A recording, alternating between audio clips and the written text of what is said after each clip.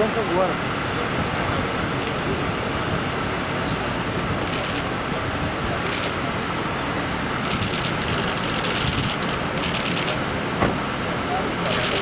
Pô, vai tirar, tira a camisa daí, pô. Tira a camisa aí, meu irmão. Bota a camisa aí, pô. Minha bronca, meu irmão.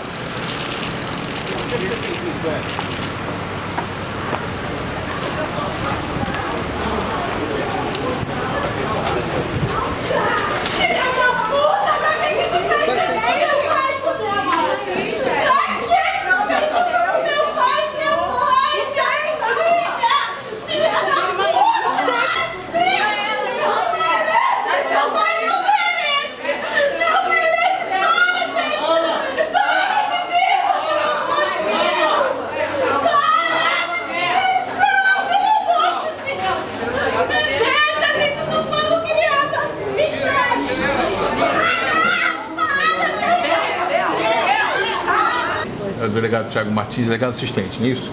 Delegado, então conta pra gente rapidamente, quer dizer, como é que foi essa história do falso sequestro? Bem, ele notificou aqui ontem que estava passando na rua com a criança, teria parado primeiro um carro branco, onde uma mulher perdeu informação, em seguida um carro prata, um sujeito armado, tinha mandado ele entrar dentro do carro e levaram eles até Sepetiba. Teriam liberado ele em Sepetiba e lá falaram para ele que a criança iria ficar na posse e se ela não servisse com algum fim que os criminosos queriam, a criança seria sacrificada. Quer dizer, isso foi mentira? Foi mentira. Desde o primeiro momento, nós já desconfiamos da mentira. Primeiro porque aqui no nosso sistema a gente levantou que ele já tem um registro onde ele comunica um sequestro de modo similar em 2014. Além disso, a história dele estava muito fantasiosa, muitos detalhes que não são comuns as vítimas lembrarem. No entanto, como ainda que particularmente a gente tivesse 90% de chance de ser mentira, sempre existia 10% de chance da história ser verdade, a gente não podia ignorar isso. E aí nossas equipes passaram a noite todas seguindo outras linhas investigativas de ex-namoradas dele, para realmente ter certeza que a história não procedia. Ele queria extorquir o próprio pai? Sim. Aí o desfecho da história foi que hoje chegou, alguém teria deixado no quintal dele, a gente acredita que foi ele mesmo, um bilhete, onde o bilhete fala que a criança seria sacrificada para Lúcifer se não fosse paga a quantia pedida de 7.500. Aí o pai dele conseguiu juntar 5.700, pedindo emprestado para um familiar, para poder pagar o falso resgate. Dá para saber qual foi a motivação desse sequestro? Para que ele queria esse dinheiro, envolvimento com droga, por que ele fez isso? Até agora a gente não tem essa informação, mas a gente já tem a convicção, inclusive a gente recuperou o dinheiro numa casa dele, que não é a casa dos pais, uma casa onde ele costuma dormir. Então qual é a acusação contra ele? Vai ficar preso por quê? Bem, ele vai ficar preso pelo crime de extorsão, porque embora não exista aí a extorsão mediante sequestro, porque na verdade não houve sequestro. O que ele fez foi deixar o filho dele, uma amiga tomando conta, numa casa que a gente até já identificou, a gente já esteve nessa casa, e inventou a história de sequestro para pedir dinheiro. Essa amiga é cúmplice? No artigo 158 do Código Penal. Essa amiga é cúmplice? Olha, ela é suspeita, porque quando nós chegamos na casa hoje, onde a criança ficou, que seria a casa dela, ela não estava em casa. Agora não dá para dizer se ela se evadiu, se ela fugiu da polícia, ou se realmente ela saiu e ainda não retornou. Nas próximas horas a gente vai saber. Para explicar um pouquinho melhor, então, onde o bebê foi encontrado e a polícia desconfia do proprietário dessa casa, explica pra gente. Nós já estávamos seguindo ele, porque nós sabíamos que ele sabia onde estava a criança. E ele mesmo foi em uma determinada estação e voltou com a criança e com uma história fantasiosa, que parou lá um monte de gente de preto para pedir a criança. Contou uma história que a gente não acreditou, mas isso a gente já estava com convicção formada que ele era o autor do crime. Como foi esse outro falso sequestro em 2014?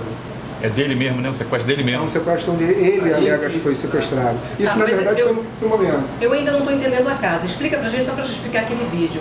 Como que a polícia chega até essa casa e descobre que é lá que a criança estava? Depois que ele foi preso, e que a gente falou para ele que já sabia que tinha sido ele, a gente perguntou onde é que tinha deixado a criança e ele mesmo levou os policiais até a residência. São essas imagens que foram feitas, né? Exatamente. Agora, o dinheiro não foi achado nessa casa, foi achado na casa dele, onde ele mora. Na casa dele, onde ele costuma dormir.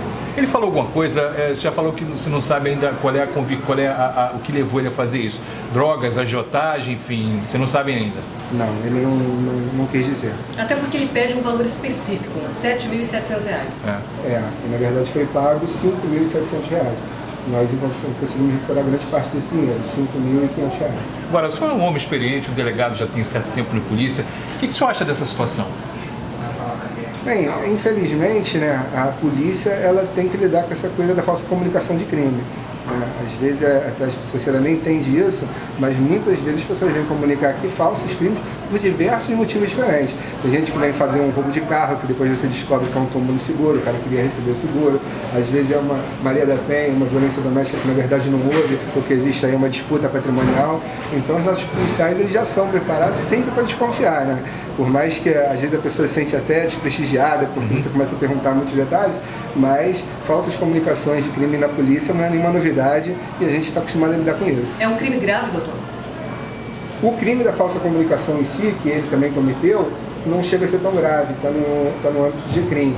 Mas o crime de extorsão, na verdade, nesse crime específico que a gente está falando, teve um crime patrimonial. E a principal vítima do crime, na verdade, é o próprio pai dele, que achando que a neta estava em risco, conseguiu um dinheiro que ele nem tinha, pedindo emprestado para poder fornecer esse dinheiro. Agora, diante de tudo isso que aconteceu, a menina fica com a mãe, fica com os avós, vai para o conselho tutelar. O que acontece com a menina? Assim, a gente não tem como fazer essa avaliação agora, nós já solicitamos o conselho tutelar para fazer assistente social para poder conversar com a menina, né? Ela é no bebê, não tem muito criança, não tem muito o que falar, para ver se a mãe tem condições de ficar com a menina. Se não for o caso, a gente vai dar para os avós, para deixar a guarda provisória para os avós, que com certeza são as vítimas aí desse crime. Claro. Doutor, ele confessou tudo. Confessou. Doutor, parece que a vítima estava já com a mãe da criança já tinha uma ação de guarda compartilhada da criança. Ela confirmou para o senhor isso? Porque para mim ela falou isso lá. Sim, isso foi dito, mas a gente ainda não conseguiu a documentação para confirmar isso, de quem realmente era guarda da criança. O que estava combinado é que parece que no Natal a criança ficaria com a mãe.